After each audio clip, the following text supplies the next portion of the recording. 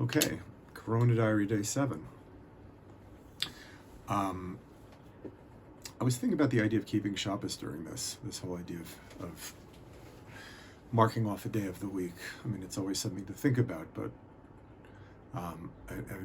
a very, very left-wing Israeli politician who went out of her way to eat like sandwiches on Shabbos, she said or on Pesach, she said that Shabbos was the greatest gift that Judaism had given to the world.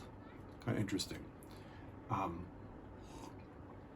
I wanted to think about that, especially in the context of our days now, which are always in the same place.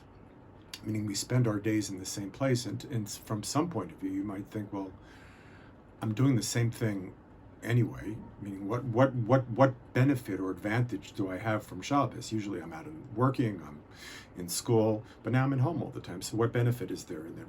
How does it function as a day of rest if it's just a continuation of everything that came before and after? So, I wanted to think about this in maybe one or two contexts. The first one is the discussion among the rabbis about the relationship between time and space. Now, you might think, when do the rabbis talk about time and space? They're not philosophers.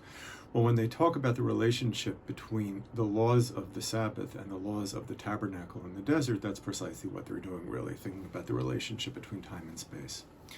And as it turns out, the rabbis give precedence to the temporal. If you've read the Jewish thinker Heschel, you'll probably be familiar with this idea, that the temporal takes priority over the spatial.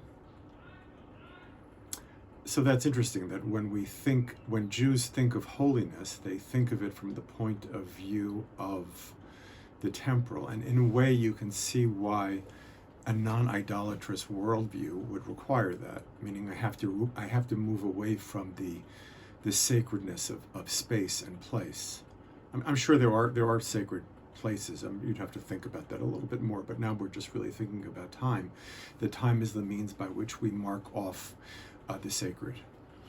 So I thought the second context, there is a discussion among the rabbis about what you do if you're alone in the desert and you don't know what day it is. So again, I don't know if it ever happened, but it seems like it's odd enough just to suggest that the rabbis are bringing this up again to think through a certain conceptual ideas, certain concepts. So one of the sages says you keep 6 days. So you count 6 days, and the seventh day is the Sabbath. The other sage says it's right away. Tomorrow is the Sabbath, and then you count 6 days. So the Gemara asks the Talmud, the voice of the Talmud asks, what are they actually arguing about?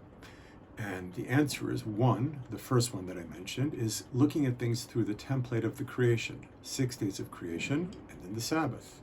And the second perspective is looking at the Sabbath from the template not of creation, but of the first man, Adam Harishon, Adam in the Garden of Eden.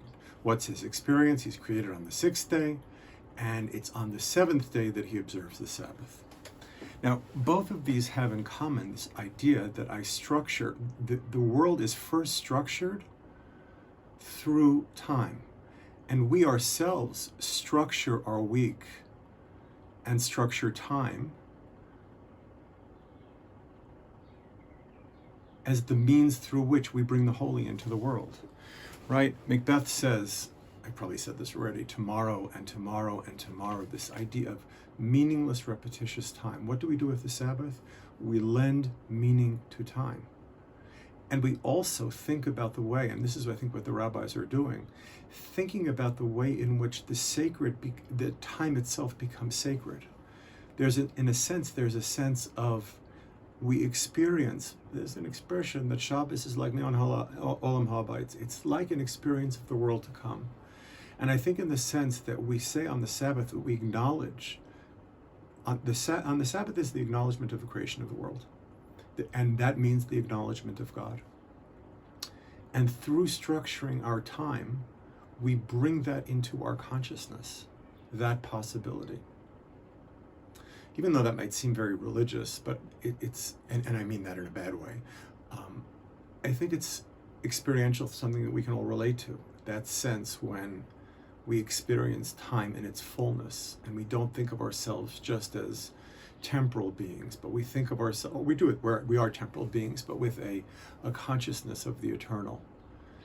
And that's really what the Sabbath, that's what Shabbos is meant to do, in a sense, to render the temporal or the chronological, to give it the possibility of meaning. So going back to our question, why keep Shabbos during the coronavirus? I mean, it really is essential in a way. Sitting down, having a dinner with the family, pulling out all the stops. This day is different, and therefore our week is different. There's a practice in the yeshiva world that you sometimes will study a tractate of the Talmud when it's really no longer relevant for day-to-day life, halacha l'maisa, for what we do every day. So people will start learning Psachim, the tractate about Pesach, right after Pesach starts. So this, of course, is right after Shabbos, but it's not that long time until we get the chance to experience Shabbos again. Have a good week.